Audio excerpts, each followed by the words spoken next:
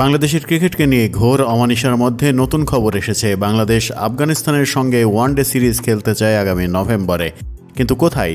দেশের মাটিতে খেলবে না এমনটাও শোনা যাচ্ছে। মার্কিন যুক্তরাষ্ট্রে অনুষ্ঠিত টি-20 বিশ্বকাপের পরপরই আফগানিস্তানের বিপক্ষে বাংলাদেশের পূর্ণাঙ্গ সিরিজ খেলার কথা ছিল ভারতের মাটিতে। পরে সিরিজটি স্থগিত করা হয়, তবে দুই দলের ওয়ানডে সিরিজের সূচি ঘোষণা করা হয়েছে এবং ঘোষণা করেছে আফগানিস্তান ক্রিকেট বোর্ড। ম্যাচগুলো হবে সংযুক্ত আরব আমিরাতের শারজায়। রোববার সামাজিক যোগাযোগ মাধ্যমে আফগানিস্তান এবং বাংলাদেশের মধ্যকার ওয়ানডে সিরিজের সূচি প্রকাশ করেছে তারা।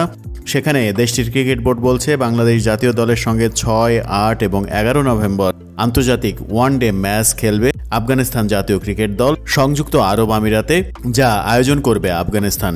সামাজিক যোগাযোগ মাধ্যমে প্রকাশিত সূচি অনুযায়ী সিরিজের প্রথম ওয়ানডে হবে 6 নভেম্বর, 9 নভেম্বর দ্বিতীয় ওয়ানডে, তৃতীয় এবং শেষটি হবে 11 নভেম্বর। 3টি ম্যাচের ভেন্যুই শারজাহ স্টেডিয়াম।